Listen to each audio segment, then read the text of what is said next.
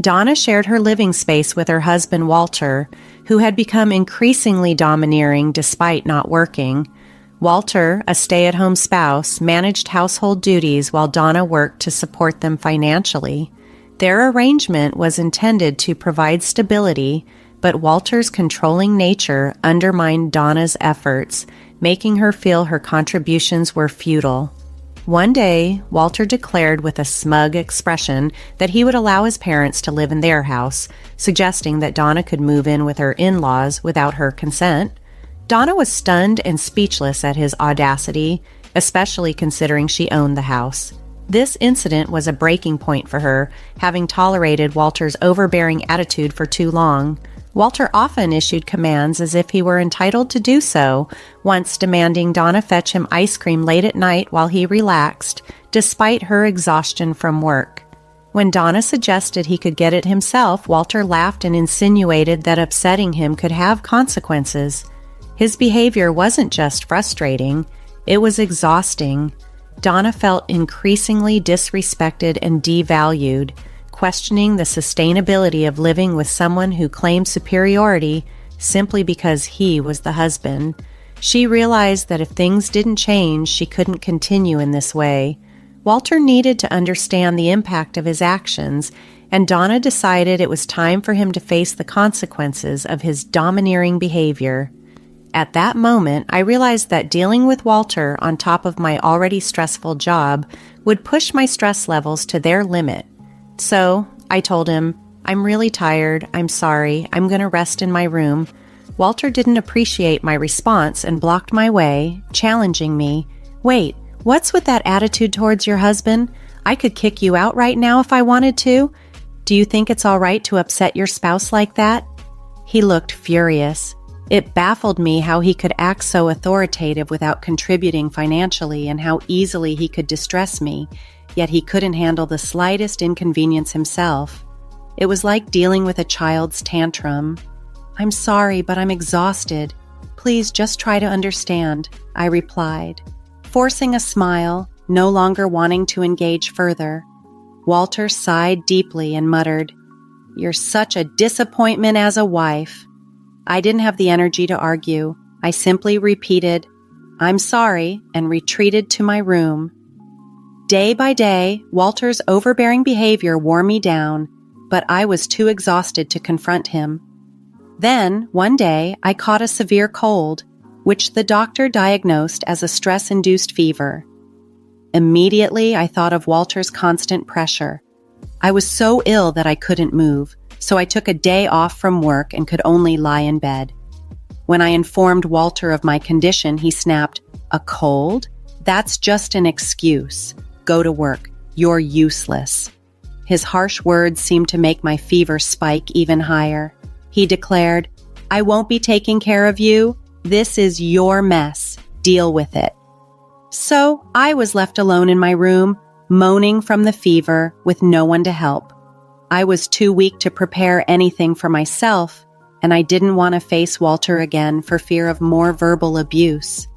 My temperature reached 100 degrees Fahrenheit. The fever was so intense that my body was drenched in sweat. I couldn't even get up to change my soaked clothes. I lay there pondering how much easier things might be if I could just pass away. With these grim thoughts, I endured a painful night alone. Perhaps it was the fever talking, but in my heart, I knew something had to change. Throughout the night, as the sun disappeared and the stars took over the sky, a deep sense of loneliness and doubt overwhelmed me. I longed for Walter's support, not even to cure my fever, but just to bring me an ice pack, apply a cool compress, and ask if I was okay. Sadly, this was just a fantasy. Instead, the words I received from him were harsh and uncaring, cutting deep and stirring up new anxieties. I questioned why I was the only one suffering, what I had done wrong, and why things couldn't be smoother between us. Once these thoughts began, I couldn't hold back the tears. The pain was just too much. After 5 days of rest, my fever subsided enough for me to return to work. My colleagues and bosses expressed their concern, asking if I was truly okay to be back. Although I was still recuperating, I felt compelled to support our household financially and couldn't afford more time off. Their genuine concern touched me deeply, such a stark contrast to Walter's indifference, and nearly brought me to tears again. At this point, a voice inside me screamed that I could no longer deal with Walter's behavior. I was pushing myself too hard, ignoring the signs that this way of life was unsustainable. Deep down, I knew that I couldn't keep going like this without eventually collapsing from the strain. By now, my feelings for Walter had significantly diminished, yet I lacked the energy to contemplate a separation.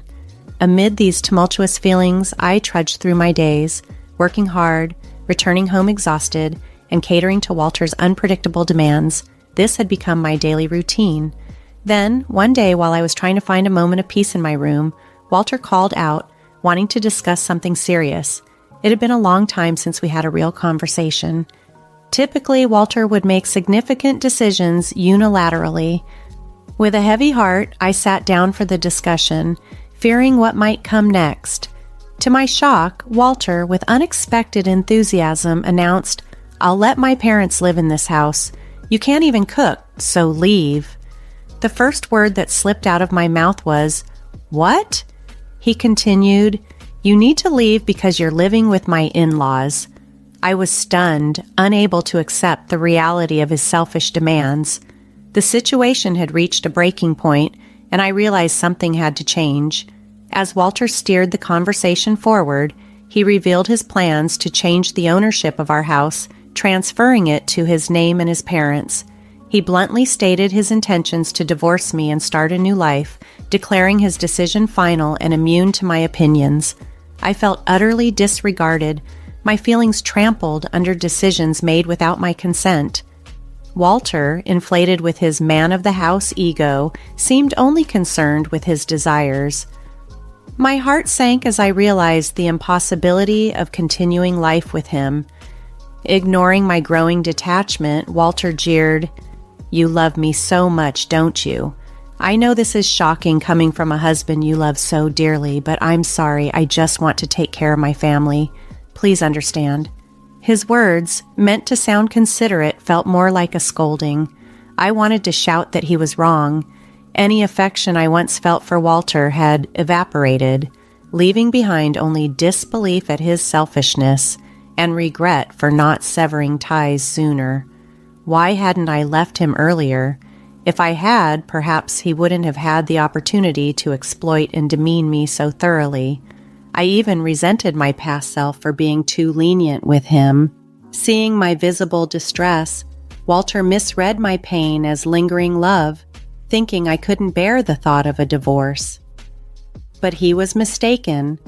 My feelings for him had long since faded into nothing more than disdain for a man who wrongly believed I still cared.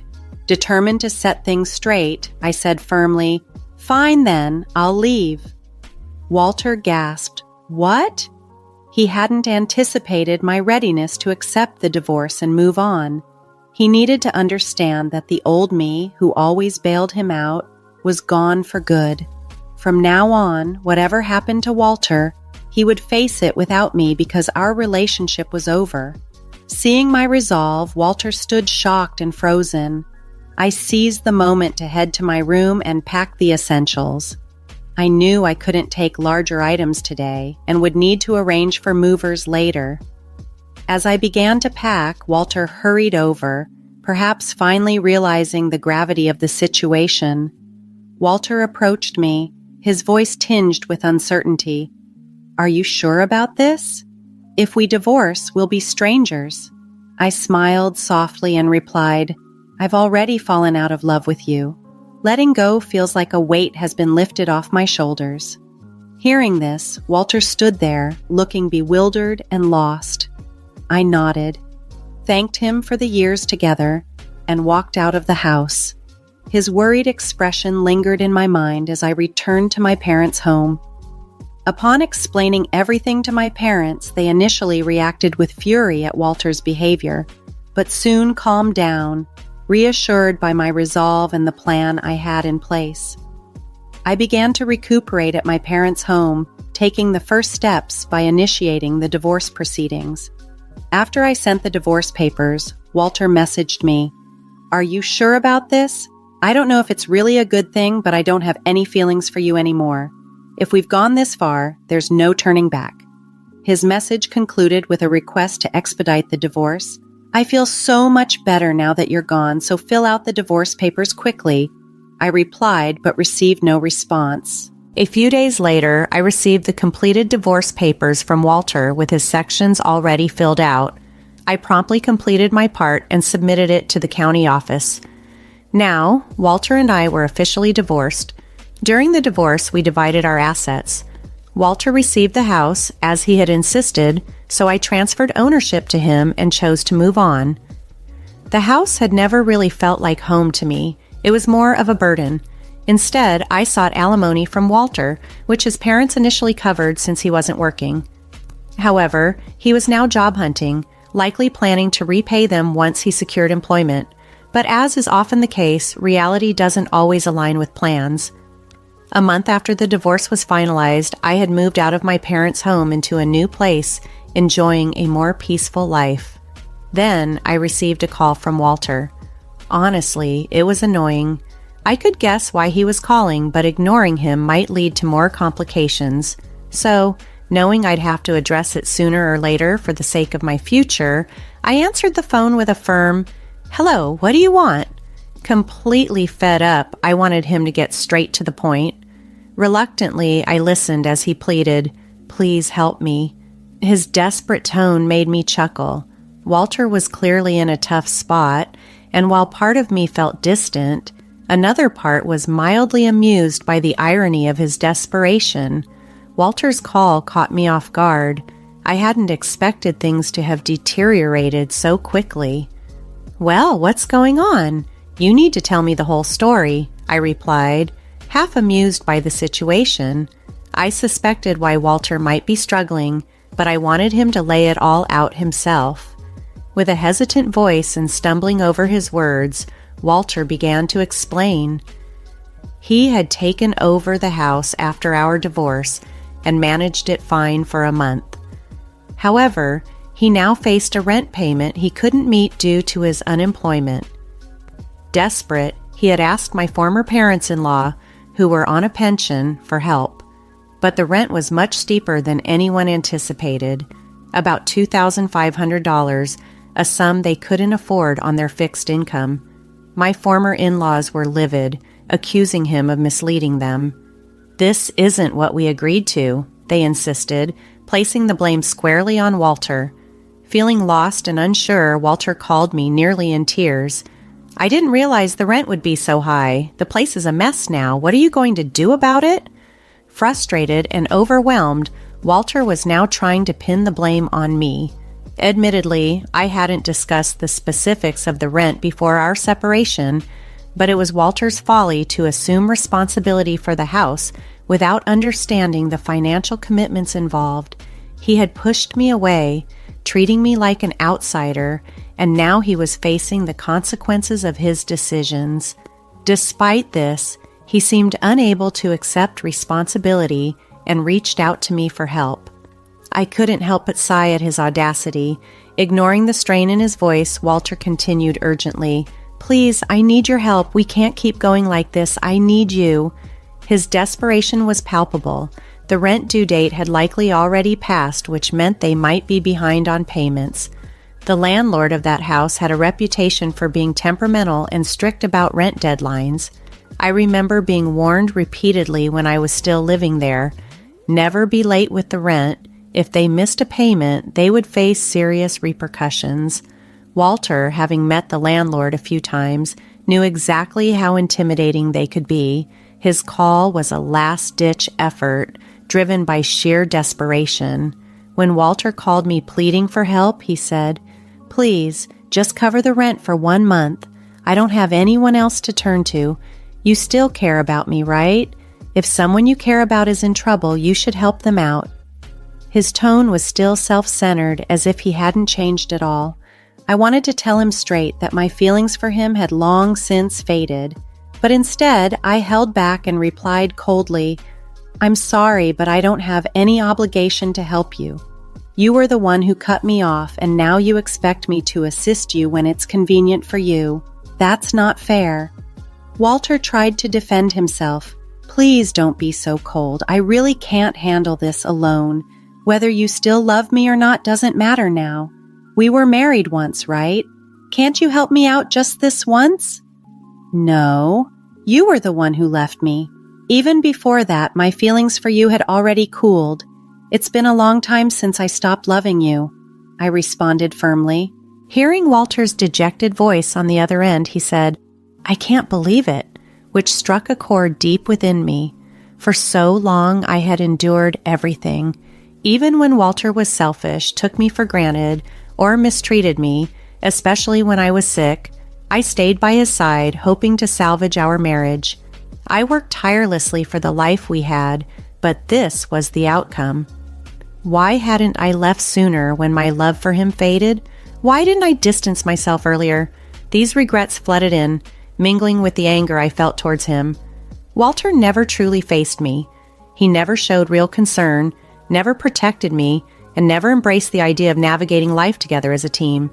All this time, he treated me like a maid, a mere money-making machine. Each time he acted this way, he seemed oblivious to my suffering. Yet now, despite all this being a result of his actions, he came pleading for help as if he were the victim. His self-centered attitude was repelling. "Please help me, I'm begging you.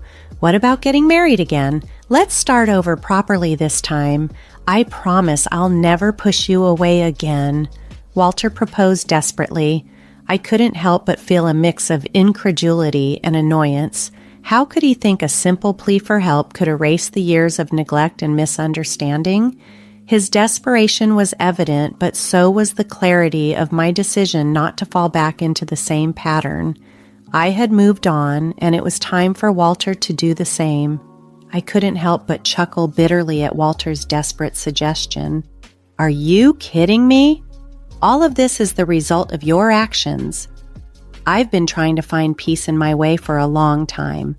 I kept hoping you would face reality, and now you want me to start over with you, pretending none of that ever happened?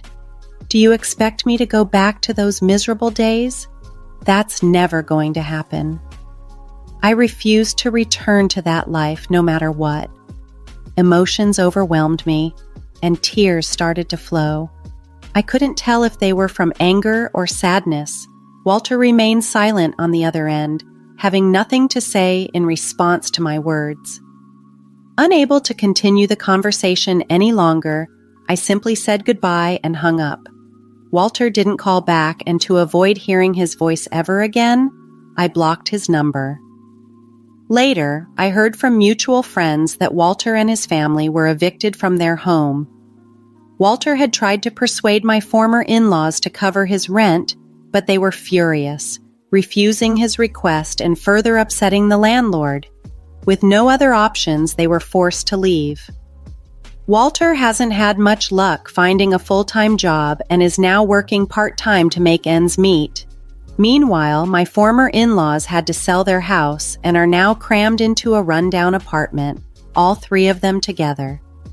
Meanwhile, I've been deeply focused on my work, and my boss has even discussed a promotion with me.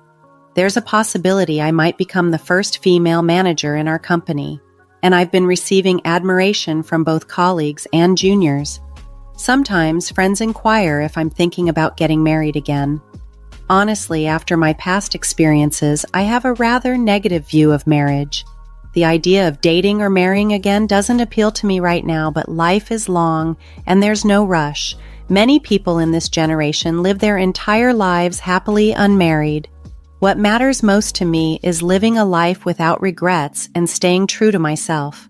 With that in mind, I want to continue navigating life at my own pace, embracing whatever comes my way with strength and independence.